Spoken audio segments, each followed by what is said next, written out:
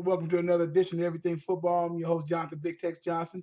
I'm gonna talk about this ongoing thing. It's been kind of quiet this past week, I believe, a little bit from last week, and I picked up on it because I saw this thing somewhere floating around on YouTube, and it's basically this whole thing about Odell Beckham Jr. wants to get paid. He wants to be the highest paid player in the league, which I think is absolutely preposterous and whatnot. He's not even the best at his position as far as receiving is concerned, but he wants to be paid this way. Now, ironically enough, I was reading under some comments. I think it was through they put up it had something to do. I think it was could have been it was undisputed or uh, Colin Coward show or whatever, and I was reading up on some of the comments, and so one of the comments actually is a guy is his icon is a picture of Odell Beckham, like laying in bed or something like that, just like a headshot, like him like laying on his pillow or something like that.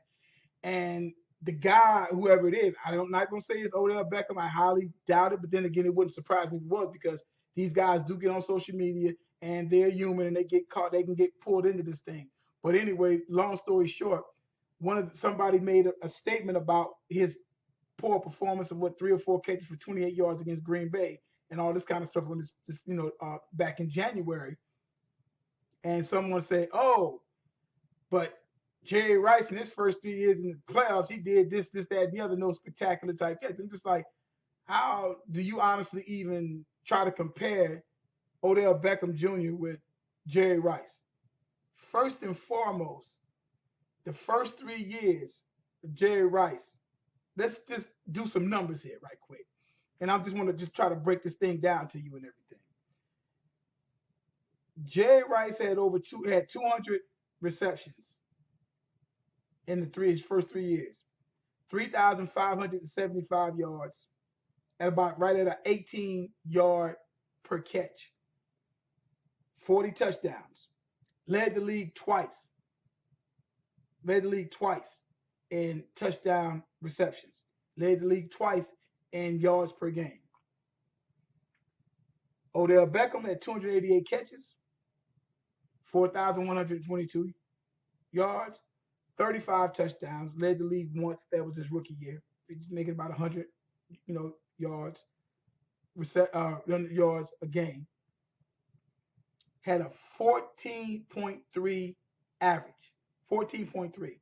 Now you'll say, man, well, see, OBJ. I'm like, I'm not trying to hear that. Me coming from that era, that time of basically being in high school, being a junior, senior, and a 19-year-old in high school during the time of Jerry Rice came on the scene. So Jerry Rice played in a league at this time was still a run-driven league.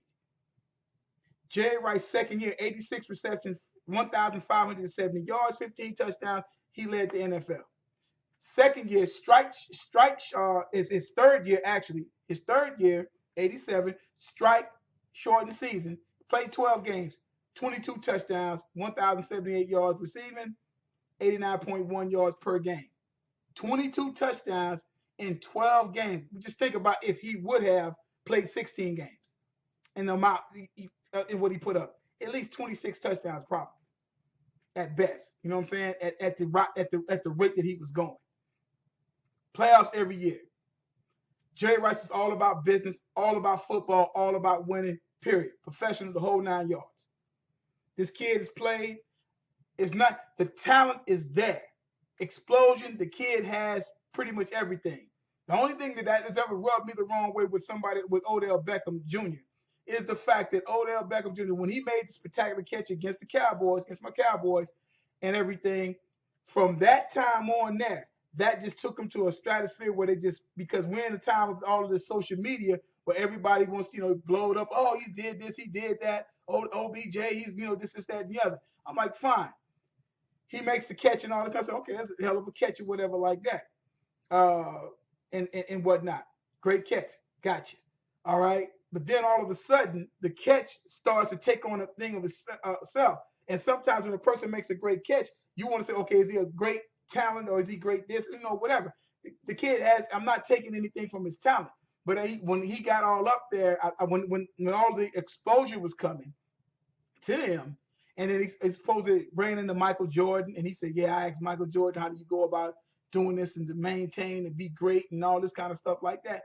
And that just kind of rubbed me the wrong way as a guy who kind of I fashioned myself for being a football purist, love the game, love the history of the game and stuff like that. So how is it a receiver that plays in the league and you're talking to arguably the greatest of all time as far as basketball is concerned, right? As far as basketball is concerned, you're not talking. And Michael Jordan never laced up cleats to play football at all. Jerry Rice played 20 years. Is considered not only the greatest wide receiver of all time, Jerry Rice is considered the greatest football player of all time. And you don't go to him and ask him, what can I do to maintain this? Instead, you go to Jordan. Jordan has nothing to do with football. He can probably tell you this, that you're looking for deals. You're looking to be popular.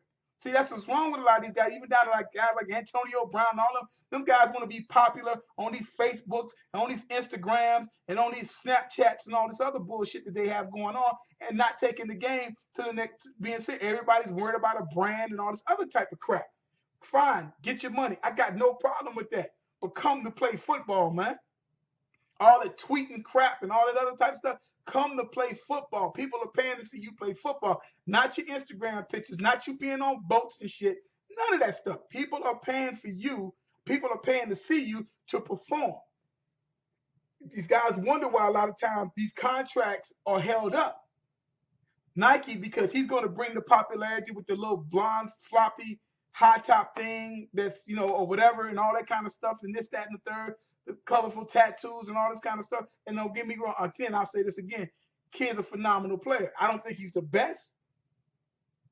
I think one of the best receivers when he is healthy and running on all cylinders is Dez Bryant. Size, speed, hands, strength. Right there with Julio Jones. Might put Julio maybe a little bit up there because Dez has been beat up the last couple of years. But if you take Dez 2014 and then Dez hurt all of 15, then he was coming on the last of the part of the season there in 2000 last season, he started coming on. And as he missed all them games, he still was like 300 yards short and basically having a 1,000-yard season. Now it's time for Dez to take the next step, and I'll probably be talking about that real soon. Now, but that's what I'm talking about. So, but be that as it may, Odell Beckham is right up there. Not ever taking that from him. He's right there. My thing is that dude play football. Play football. All of the antics and all that. You got a 4 or 5 year deal, $25 million shoe contract from Nike. All right, from Nike. So you talking about you ain't gonna be the highest paid football player, so you can forget that. They might try to ease you up there a little bit there, but what are you gonna do once you get this money? I want to see the guy perform. I want to see him do everything that he's doing. And mind you now, in his 3 years, he's averaging 14.3 yards per reception. To me, that's just me. To me, that's kind of like, a possession type receiver type numbers. But that's fine, though. I mean, he's still doing what he does. He's basically all they got to throw to. Now they got Brandon Marshall. Now we're going to see. That might take some heat off of him. But come and play football, young man. People want to see you play football. Not concerned about your little accolades, your accolades and stuff off the field or whatever like that. That's what got you in trouble with the whole aspect of not being prepared when y'all went to Green Bay. Running, the boat incident and all that mess. I'm like, I said, right then and there, when that happened, I already knew. I said, well, here we go. It's going to be one of them stories. And it happened. You run out there on the field, shirt off like it don't bother you. Next thing you know, you drop a ball, alligator arms, 4 catches, 28 yards. Y'all get thumped by Green Bay. Boom. Giants had a good team. Good defensive team. Team to watch. And we'll see what OBJ does. But like I said, play football. I want to see the cat play football. I'm a purist. I want to see guys play football. All of these theatrics and all this other mess. Like I said, get your money and whatnot. But all this theatrics and I want this and that, this is that. Dude, play some football, man. Play some football. Let's cut all the mess. Play some football. These guys want to worry about their brand and want to be the next Jordan, hopefully, whatever. I'm like, man, get out of here with that. Jordan played ball. I give him that. Play ball. All these guys is worried about endorsements and all this other BS and stuff like that. Can you just play football? The broads, the cars, the money, All that's gonna come when you play ball. You ain't got to be flopping around up like that. They will pay you if you act, if you do what you're supposed to do. You play your game. You're gonna get paid. If the Giants will pay, somebody else will pay you, but at the same time, you will get paid. But come to play football, and let's cut all the theatrics out. All right, let's cut all the theatrics out. Play ball, young man.